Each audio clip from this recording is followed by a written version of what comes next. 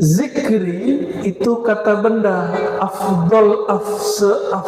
afdolnya zikir la ilaha illallah, semulia-mulianya zikir la ilaha illallah. Sekarang kata zikir diubah menjadi pelaku zikir. Zakara yazkuru zikran fahuwa zakirun. Jadi perubahan kata keempat. Nih perhatikan kalau yang santri, kalau buya-buya, tuangku sudah paham. Zakara yazkuru zikran, zikir. Ini asal kata zikir. Zakara berarti menyebut, mengingat, mengenang. Zakir yang keempat, orang yang berzikir. Coba perhatikan, ini penting. Apabila zikir yang paling afdal, paling mulia adalah yang zikir la ilaha illallah. Paham di situ? Kalau mau cari orang paling mulia di dunia, orang yang baca la ilaha illallah. Nah, begitu Nabi menyembunyikan mutiara-mutiara Allah. Jadi seakan-akan Nabi ingin berkalam, wahai insan, wahai hamba Allah, wahai manusia, orang paling mulia, wali Allah yang ada di sekitar kamu, ciri-cirinya satu. Dia tidak lepas dari kalimat la ilaha illallah. Jauh-jauh lelah-lelah mencari wali Allah tetangga sendiri.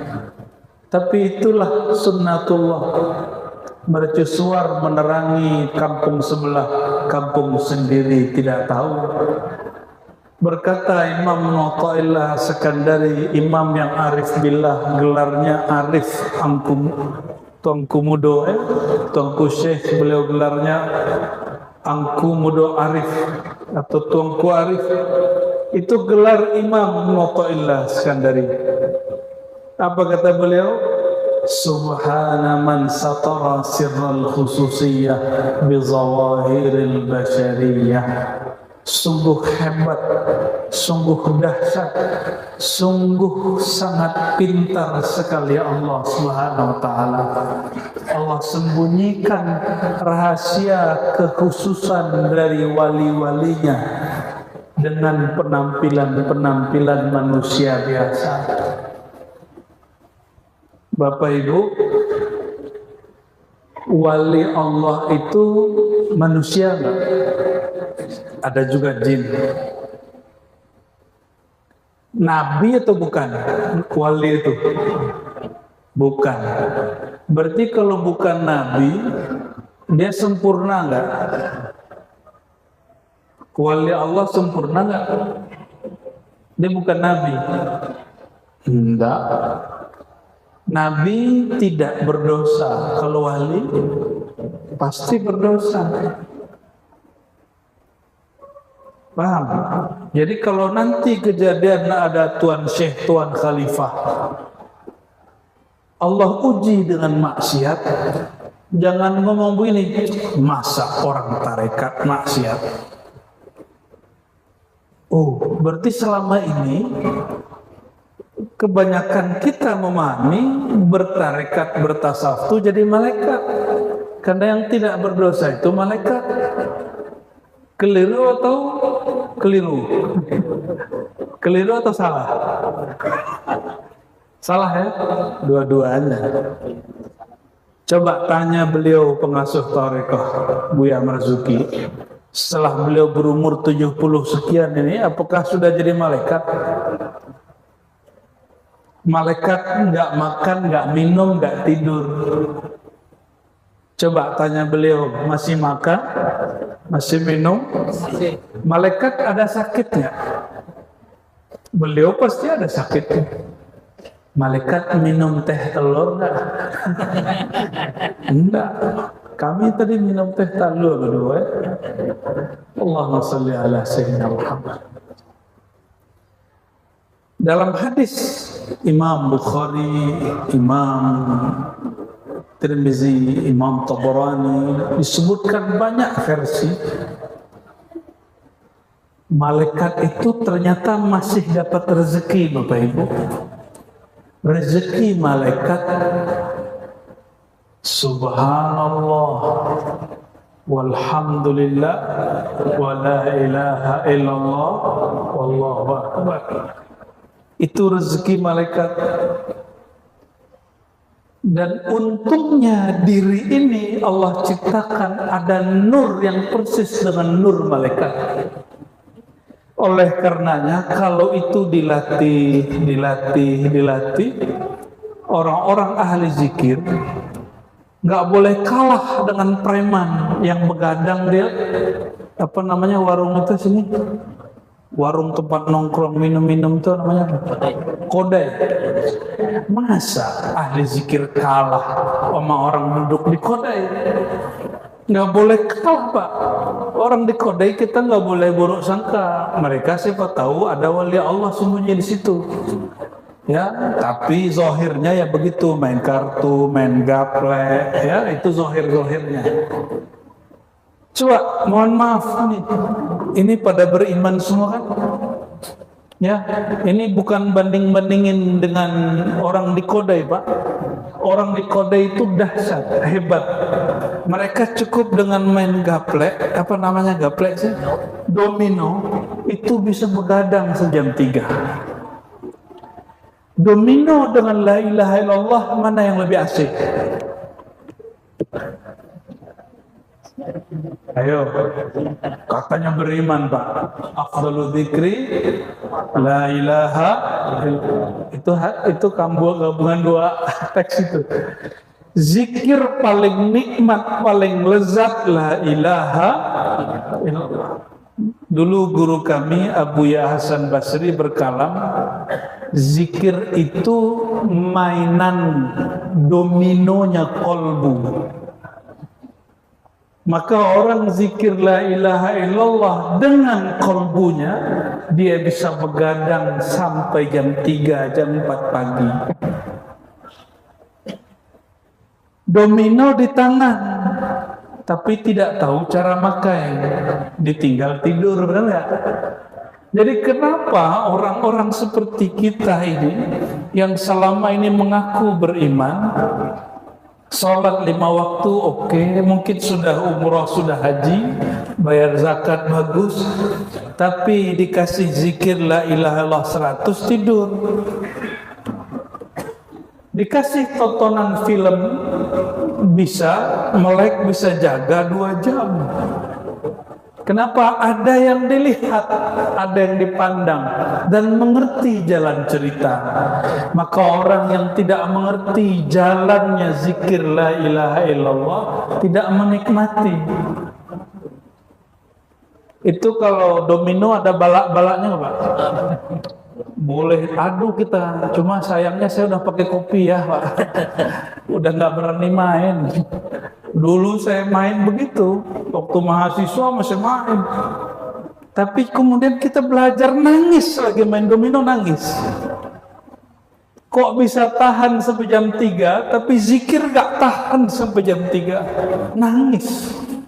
Jadi jangan dikira orang main game, main domino, main kartu itu semuanya fasik. Siapa tahu dia menemukan rasa bertuhan dalam bermain. Itu ada namanya, Pak, bala 6 ya. Oh, dahsyat itu. Ya. Semua orang kalau nggak tahu dikira itu kartu paling bagus. Padahal itu kartu paling horor. Sama. Orang kalau tidak paham zikir yang bagus, dia kira jumlah yang banyak yang bagus. Bukan jumlah yang saya maksud, zikir dari dan jam 1, jam 3, bukan jumlah. Kenapa kita mampu nonton lama? Tadi apa? Tahu jalan cerita. Bapak, saudara-saudariku, kok punya kawan, kalau ngobrol dengan dia bisa lama, betul? Ya. Kita punya kawan lama, ketemu, itu bisa ngobrol 3 jam dan tidak terasa. Betul nggak? Benar. Karena dia kita kenal. Coba sama orang baru kenal, sanggup ngomong 3 jam. 3 detik pun kita sudah langsung buka handphone. Zaman now orang kalau ketemu nggak ada sapa-sapaan. Ya, kalau duduk di bandara, duduk di bus, duduk di kereta, di sini nggak ada kereta api ya. Di Jawa lengkap, duduk di kereta, nggak ada orang ngobrol Pak, orang buka handphone. Mau ustadz, mau kiai sama, mursyid sama, kecuali Buya Marzuki. Sama Pak. Kita nggak mengharamkan handphone, tapi Allah cemburu dengan orang pegang handphone tapi membid'ahkan tasbih. Betul nggak? Banyak yang biasa tasbih hari ini. Rasulullah tidak pernah pakai tasbih. Betul. Emang begitu dalil melarang tasbih? Hah? Katanya ikut ulama salaf. Giliran tasbih langsung ke Rasulullah. Padahal tasbih itu amalan ulama salaf. Tahu salaf Bapak Ibu? Salaf itu artinya terdahulu. Oleh ahli sejarah ada berapa makna. Salah satu makna dari salaf abad pertama, kedua, dan ketiga. Nih coba cek. Imam pertama yang mempopulerkan tasbih, bukan yang pertama kali pakai, tapi yang mempopulerkan tasbih, namanya Al-Hasan Al-Basri. Siapa namanya? Wafat tahun 110 Hijriah, awal abad kedua. Salaf bukan? Salaf? Katanya kalau ada ulama salaf pakai, berarti sunnah. Giliran begitu langsung ngomongnya gimana? Nabi tidak pakai tasbih. Nabi pakai jari. Coba zikir 100 pakai jari. Sanggup gak?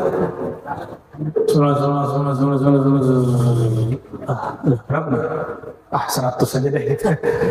Korupsi lagi zikir karena nggak pakai alat. Asli. Sayyidina Al-Hasan Al-Basri ketemu Sayyidina Ali, ya, ketemu Abu Hurairah, ketemu Anas bin Malik, ketemu sahabat-sahabat Nabi, dan beliau kalau zikir pakai tasbih.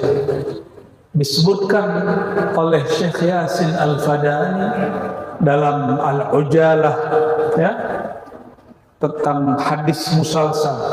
Jadi saya mengambil sanad tasbih ijazah. Tasbih itu ada ijazahnya Pak. Tapi jangan minta malam ini ya. Jumlahnya banyak soalnya. Jadi ijazah itu kami ambil dari murid-murid Syekh Yasin yang masih hidup ataupun yang sudah wafat, baik dari ulama Arab ataupun Arab maklum. Arab maklum.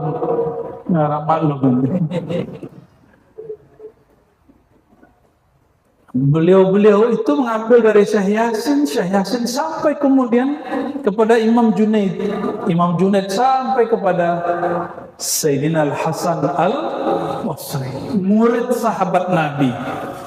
Beliau ditanya, wahai Tuan Syekh, engkau ini dimasyhurkan Allah sebagai wali, kok masih pakai tasbih? Pertanyaan itu ditanya juga oleh murid Imam Junaid. Maka Imam Junaid jawab, guruku seperti terus sampai ke Imam Hasan Basri. Guruku Al-Hasan Al-Basri berkata, dia sudah wali Allah. Dihujat, dirusak, disakiti orang nggak balas. Ini perhatiin Pak. Al-Hasan Al-Basri di sampingnya ada pendeta. Itu aliran air atapnya si pendeta nggak turun ke tempat pembuangan air, turunnya ke dalam kamar tempat tidurnya Al-Hasan Al-Basri. Dan Al-Hasan Al-Basri nggak demo, nggak marah, lebih dari 15 tahun. Kalau kita gimana? Langsung kadu sama Pak Kades. Ya, udah. Capek lah hidup jadi Pak Kades tuh ya. Ngurus-ngurusin orang-orang yang bertengkar, kadang demo, ya, kadang dituduh korupsi, padahal apa ya juga yang mau dikorupsi sama Pak Kades. Sayyidina Al-Hasan Al-Basri 15 tahun lebih rumahnya banjir dengan air tiris hujan, tapi dia tidak protes. Dan itu orang Nasrani, kafir. Tetangganya Al-Hasan Al-Basri orang kafir, tapi dia tidak marah. Dia tidak kemudian membakar, nggak ngamuk-ngamuk. Ketemu masih salam arah orang dulu lah, ya. Ini lagi ramai masalah salam lintas agama, kita nggak ikut-ikutan lah ya, itu urusan fatwa. Akhirnya setelah sekian tahun, ya, Al-Hasan Al-Basri yang pegang tasbih ini, dengan apa dia jadi wali? Salah satunya sifat ini. Si pendeta ngomong ini, Tuan Hasan, Anda ini wali Allah, kata orang Islam. Anda ini ulama besar, tapi kok rumah jorok, rumah kok lembab. Terus beliau senyum, nggak marah Pak, nggak nyolot ya. Apa lo? Ya, ngomong aja. Ya. Udah ngotor rumahannya, malah ngomong begitu. Nggak begitu Pak deh. Pak Pendeta, Tuan Rahib, ayo coba lihat. Ya, berkunjunglah masuk ke rumah saya. Kalau perlu lihat kamar saya. Masuklah itu Tuan Rahib.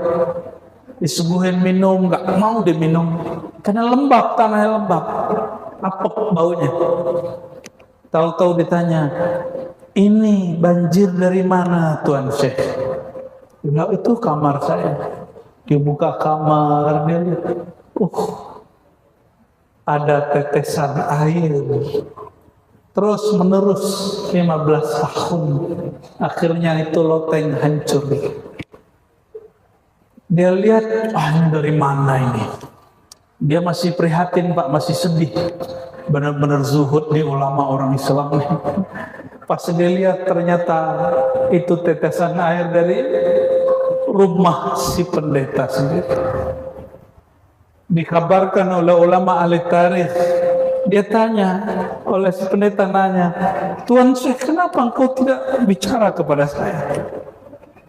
Apa jawaban Al-Hasan Al-Basri? Nabiku, Nabi Yuna Muhammad SAW. Nah, dengan ini dia jadi wali Pak. Nabi Yuna Muhammad SAW bersabda, Man kana yu'minu billahi wal yawmil akhir falyukrim jarah.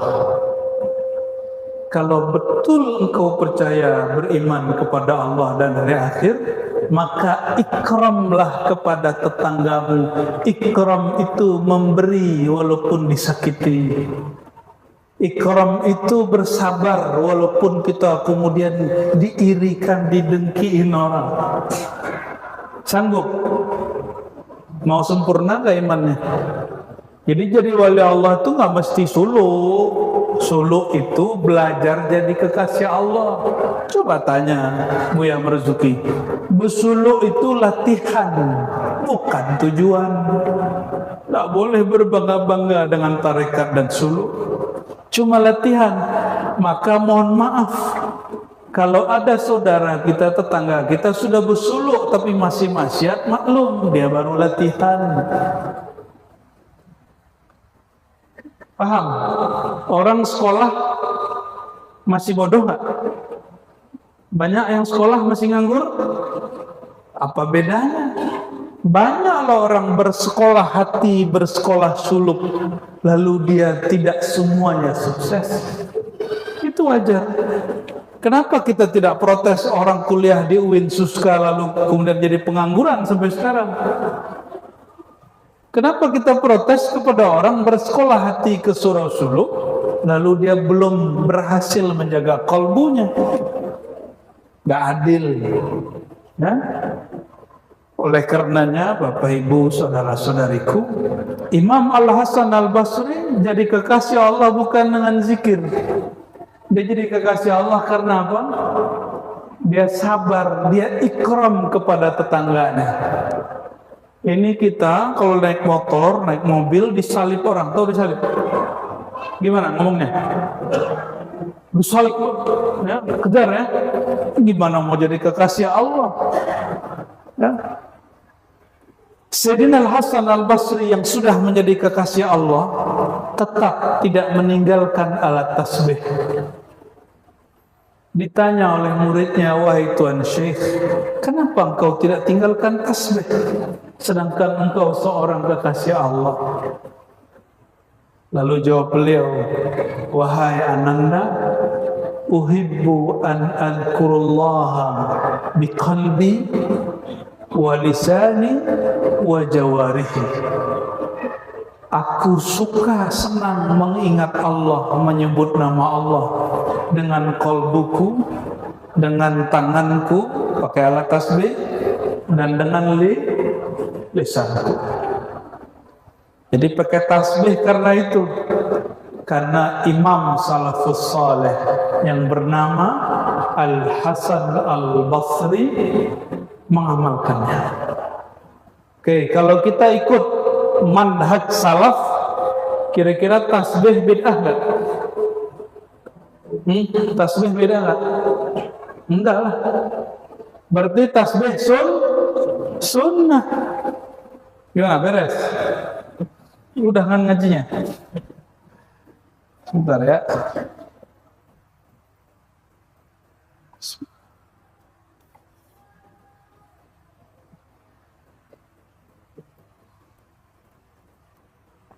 Nah, kembali ke hadis pertama.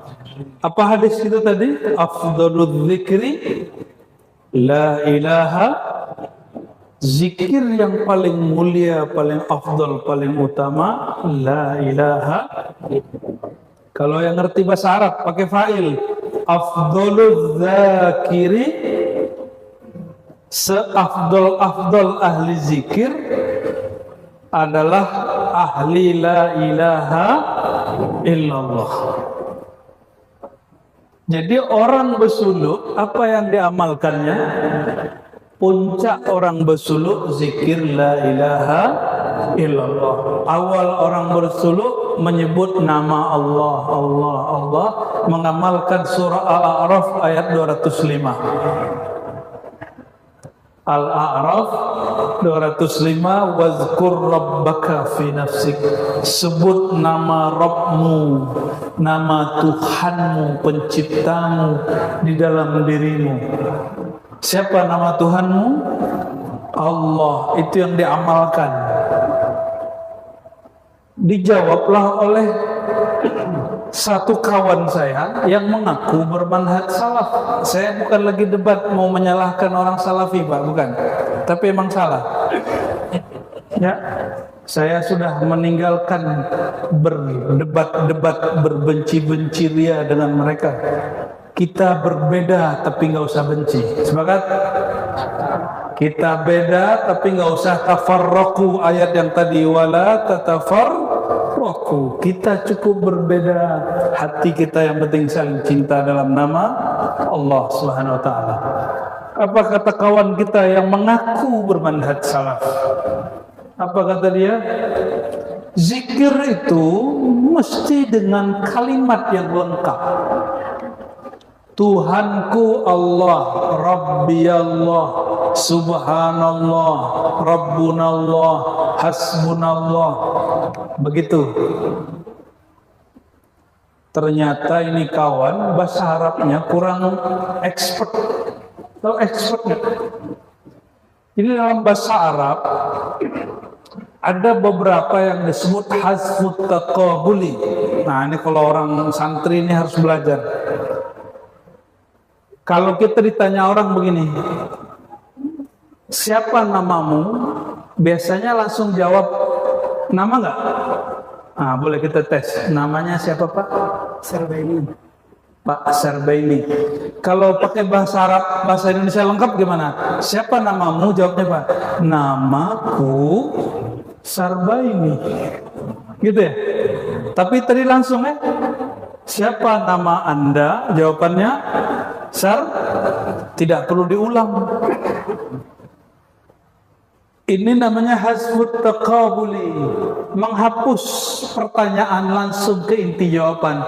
Lalu kalimat pertanyaan disembunyikan di dalam makna. Jadi kalau ditanya aslinya gini, siapa nama Anda? Aslinya namaku Sarbaini. Gitu ya. Tapi diringkas karena orang yang ditanya dan bertanya sudah sama-sama paham, langsung dijawab Sarbaini. Sama ya. Siapa nama Rabbmu? Allah. Sebut nama Rabbmu. Aslinya Rabbi Allah, Rabbuna Allah, Rabbuna Allah, Rabbuna Allah. Aslinya begitu. Tapi karena sama-sama Rabb kita Allah, maka cukup Allah, Allah, Allah, begitu. Ya, berarti zikir Allah, Allah itu sesuai nggak dengan Al-Quran? Sesuai, ada ayatnya. Wala in sa'altahum man khalaqas samawati wal ard la yaqulunna Allah. Jika mereka ditanya siapa pencipta langit dan bumi, mereka menjawab. Jawabannya langsung satu kata, Allah. Tidak pakai kalimat panjang. Mereka nggak jawab khalaqahunallah. Nggak ada ayat begitu. Ada kalimat begitu. Tapi kebanyakan ayat langsung menyebutkan nama Allah. Berarti zikir Allah, Allah yang diamalkan orang dalam i'tikaf suluk, bid'ah atau sunnah. Itu kata, kalimat yang lengkap atau satu kata yang tidak sempurna? Lengkap atau tidak sempurna? Lengkap. Cuma beberapa orang tidak faham. Ya. Maka ada satu kitab namanya Al-Ibda fi Madaril Ibtida. Boleh diulang dulu kitabnya? Al-Ibda fi Madaril Ibtida. Ya, mengenai bid'ah. Di situ disebutkan ulama kita berselisih, sepakat untuk tidak sepakat. Berselisih mengenai zikir Allah, Allah, Allah, bid'ah atau sunnah. Apa kesimpulannya?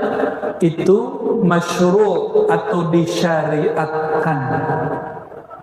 Itu kesimpulan beliau. Saya nggak akan bawa perdebatan panjang, itu pembahasan kita di majelis ulama atau di bahsul masail dan sebagainya. Oke, jadi kalau afdhalu dzikri la ilaha illallah, zikir paling utama la ilaha illallah, maka orang paling utama ahli la ilaha illallah. Makan itu yang bagus banyak atau yang bergizi? Makan kerupuk, keripik, apa? Kupuk, makan kerupuk 2 goni. Dengan makan nasi dengan lauk 1 ikan yang besar. 1 piring. Mana lebih afdal? Kerupuk 2 goni. Tahu 2 goni? Makan nasi sakawi sepinggan, ya sakawi itu nasinya, sasuo, ikan 1 potong kecil. Ayyuhuma afdal, mana yang lebih utama? Yang bergizi pakai nasi, pakai ikan. Paham nggak maksudnya? Zikir mana yang afdal, yang jumlahnya 70.000 tapi kita kelelahan, pikiran kemana-mana, bernafsu, atau cukup zikir 33, 100.000 tapi hati menikmati, hati memahami. Mana yang lebih afdal? Yang sedikit bergizi. Gizinya zikir adalah makna. Coba ulangi. Gizi zikir adalah makna. Dan makna zikir hanya dalam belajar mengaji ma'rifatullah. Mohon maaf Bapak Ibu, ada warung rumah makan. Rumah makan menjual rendang, menjual ikan bakar, macam-macam gulai, sayur, tapi garamnya kurang. Besok masih mau datang? Masih mau makan di situ? Kalau besok masih mau datang di situ, namanya apa? Itu namanya orang apa? Bodoh. Orang bodoh. Serius nih? Ayo. Mohon maaf, sholat itu makanan kolbu. Nah, sholat makanan, as-salatu qutur arwah. Sholat itu makanan ruh. Sholatnya sudah nikmat belum? Halo? Sholatnya sudah nikmat belum? Kok bisa tahan sekian tahun? Ruhnya makan tak bergaram, ruhnya makan tak berbumbu. Kok tahan? Itu namanya orang apa tadi? Orang apa tadi namanya? Bodoh. Bodoh lah kita. Sebodoh-bodohnya orang itu. Tapi biasanya orang bodoh tidak sadar dirinya bodoh, lalu dia tuduh orang pintar itu bodoh. Maka tidak heranlah guru-guru ahli zikir dan murid-muridnya dituduh bodoh. Padahal yang bodoh, paham maksudnya?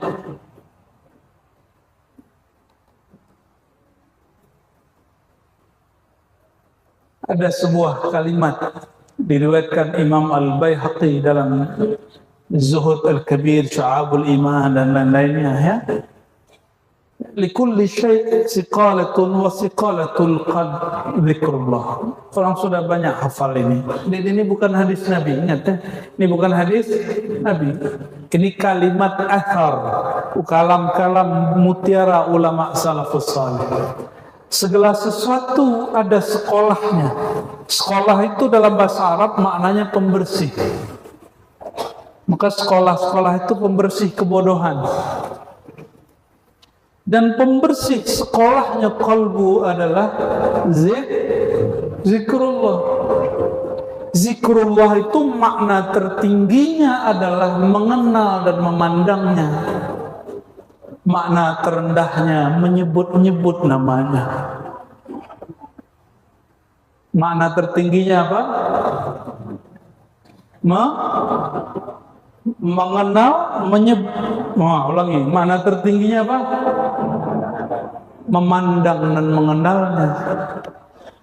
Itulah makna afdalu dzikri la ilaha. Maka setinggi-tinggi makna zikir apabila orang telah menyaksikan kehebatan Allah pada dirinya. Maka orang ini tidak perlu lagi bukti dari peneliti, tidak betul lagi. Dia tidak perlu percaya Allah, tambah yakin dengan kejadian-kejadian. Kata Sayyidina Ali karamallahu wajhah, guru Al-Hasan Al-Basri, menantu Rasulullah SAW, sahabat yang kata-katanya sangat bijak. Apa kata beliau? Seandainya terjadi suatu keramat atau kelebihan padaku, tidak menambah imanku sedikit pun. Nah, coba perhatikan. Misalnya nih, air berubah menjadi zam-zam, pasir jadi mutiara, batu jadi emas. Kata Sayyidina Ali, seandainya itu terjadi dengan berzikir, riyadhah segala macam, itu tidak menambah imanku. Kenapa? Iman itu di kolbu, dia tidak boleh nambah, tidak boleh turun, dia sudah tetap. Kalau yang bertambah, amal yang disebabkan oleh buah iman. Jadi buah iman bertambah dan turun, tapi sang iman tidak boleh nambah, tidak boleh berkurang, tidak boleh naik dan turun. Jadi yang dimaksud al-iman yazid wa yanqus, iman itu naik turun, itu buah iman. Si imannya tidak boleh naik, tidak boleh turun. Ini contoh, bulan puasa, sholat malamnya berapa rakaat? Di sini berapa? Serius? Bukan 11? Bukan 11? Pengurus janji ya, jangan diganti ya. Jangan didiskon, yang boleh ditambah. Ya, ini sudah banyak, ini masjid. Lucu, giliran mau nanya bab berapa rakaat, nanyanya ke jamaah, bukan ke ulama. Jamaah, Ramadan mau datang, karena kita mau taraweh. Gimana menurut kalian, 23 atau 11? Kalau jamaah jawabnya gimana? 11. Karena pemalas. Tapi kalau nanya ke ulama, ulama jawabnya apa? 23. Karena para sahabat Nabi SAW, mereka kalau sholat malam Ramadan 23, itu amalan salafus saleh. Ya, amalan ulama salafus saleh, itu sahabat Nabi. Oke, kembali ke yang tadi. Jadi kenapa kita membiarkan ruh kolbu tidak menikmati hidangannya? Kok dibiar? Mohon maaf bapak-bapak ini, kalau di rumah istri bikin masakan keasinan, tapi itu 20 tahun Pak, apa kejadiannya? Kalau 20 tahun keasinan, apa kejadiannya? Stroke Pak.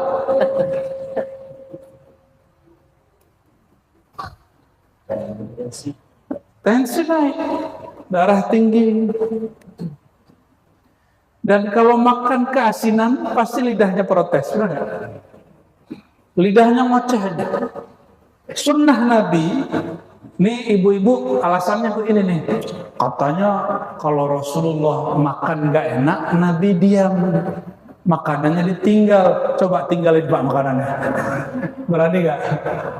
Ya, giliran dikritik nggak mau terima, pakai hadis biasanya ibu-ibu. Iya Bu ya, pakai hadis. Saya nggak mau cerita tentang itu. Saya mau bahas tentang kita kalau mencoba makanan yang keasinan, kepedasan, ini lidah langsung. Kalau kepedasan apa yang terjadi? Perut sakit. Maksud kami sederhana Bapak Ibu. Kalau sholat zikir tidak jelas rasanya, pasti di dalam diri ini ada lisan yang protes. Saya mau tanya, jawab sendiri di kolbu.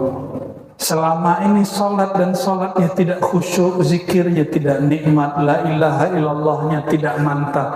Adakah kolbunya bertanya, wahai diri, apa masalahmu?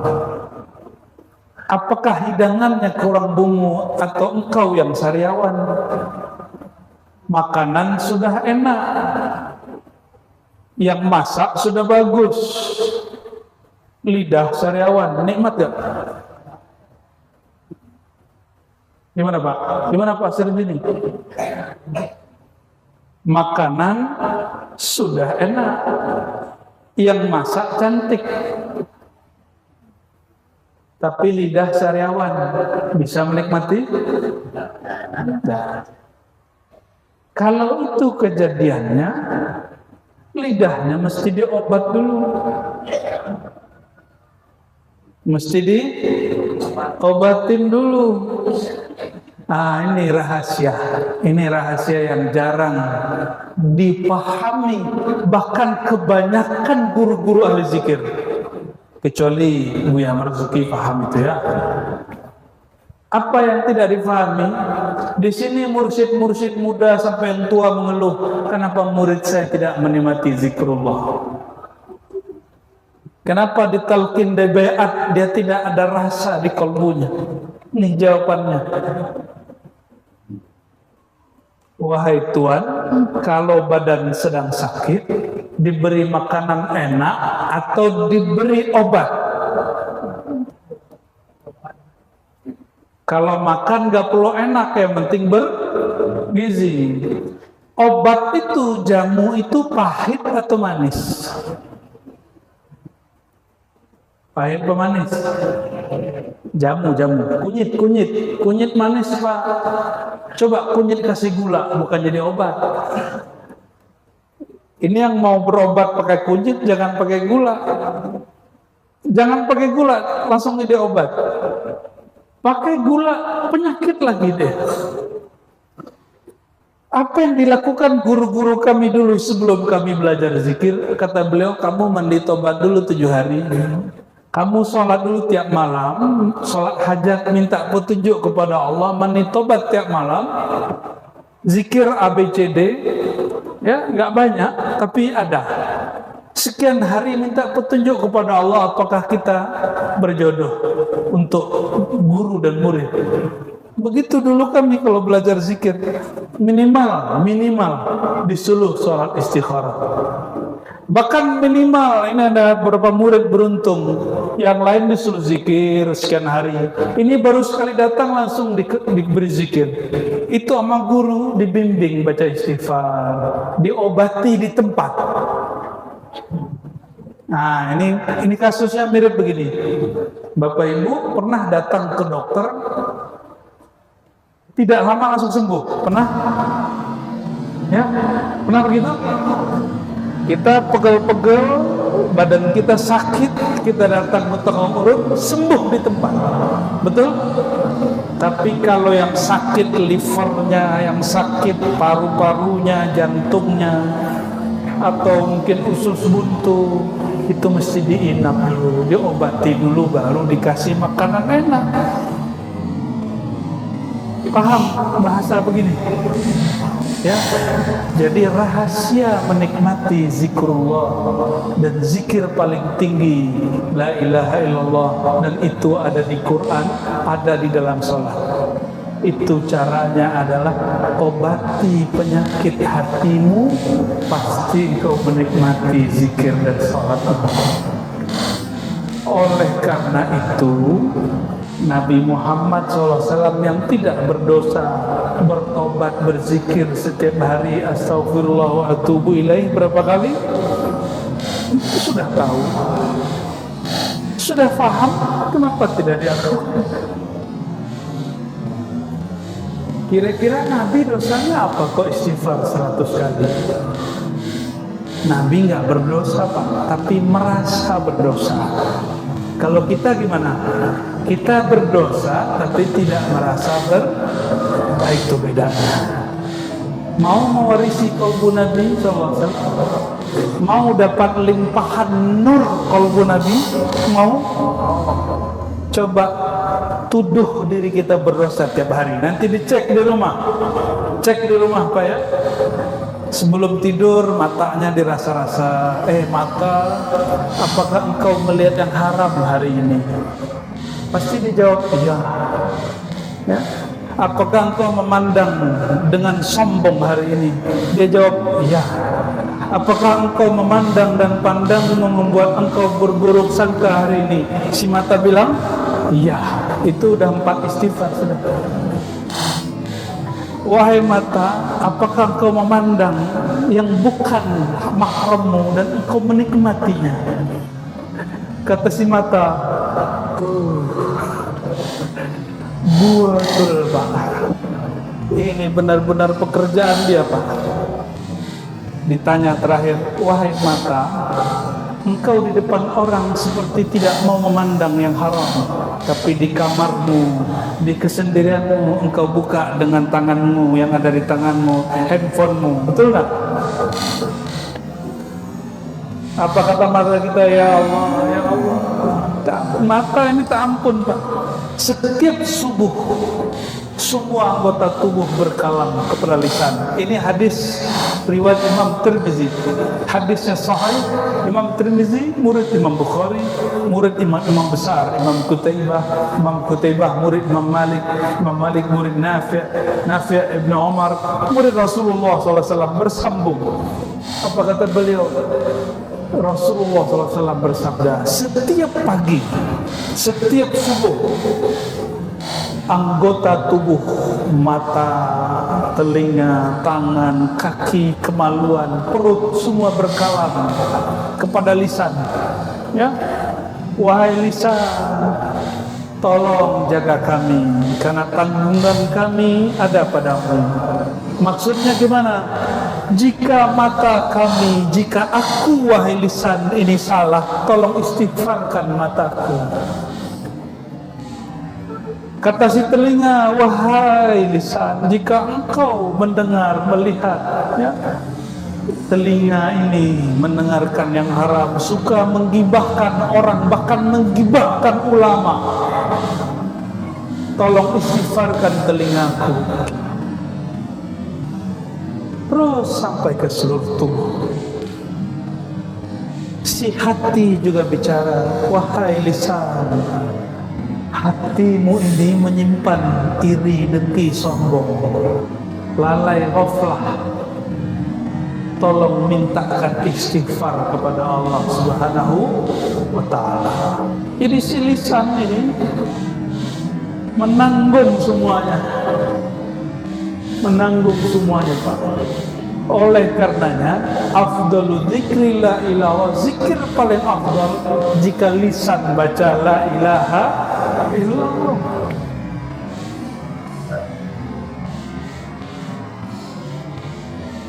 Saya paling suka menyebutkan riwayat Imam Tirmizi yang lain. Ini hadis pernah kita baca juga dulu di mana ya, daerah Pekanbaru atau di mana? Nanti di akhirat, di mizan, jadi pada mahsyar, hisab, mizan, ditimbang. Ketika ditimbang, ada seorang hamba Allah, tidak ada dalam timbangan amalnya sesuatu amal soleh. Mulai dari ujung rambut sampai ujung kaki, matanya maksiat, telinganya maksiat, lidahnya maksiat, kakinya maksiat, tangannya maksiat, perutnya maksiat, di bawah perutnya maksiat, semuanya maksiat. Akhirnya malaikat geleng-geleng. Datanglah malaikat azab, langsung mengikat tangan dan kakinya dan ingin menyeretnya. Ketika dia hendak menyeret, ya, malaikat rahmat datang, tunggu. Allah berfirman, buka isi dada perutnya. Dibuka dadanya, dibuka, diambil kolbunya, jantungnya. Ternyata jantungnya masih menyimpan getaran denyut la ilaha illallah. Jadi ternyata Bapak Ibu saudara-saudariku, zikir itu tidak mati dengan matinya. Inilah yang dikalamkan baginda Nabi Muhammad sallallahu alaihi wasallam. Man kana akhiru kalamihi la ilaha illallah dakhala jannah. Siapa yang akhir kalam, tuh kalam lagi. Siapa yang akhir kalamnya la ilaha illallah dakhala jannah, pasti masuk surga. Kenapa? Yusaddiqu lisanahu qalbuhu. Lisannya dibenarkan oleh kolbunya. Kata kolbu, benar kau wahai lisan. Surau-surau suluk, guru-guru ahli zikir mengajarkan bagaimana cara kolbu membenarkan lisan. Itu yang disebut talqin. Itu yang disebut talqin.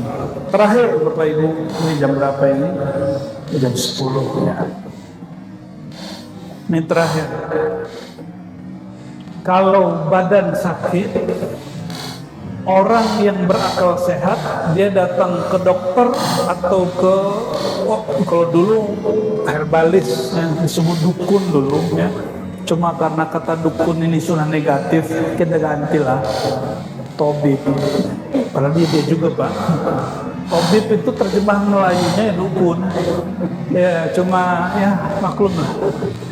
Habis dijajah sama Eropa, yang keren dokter.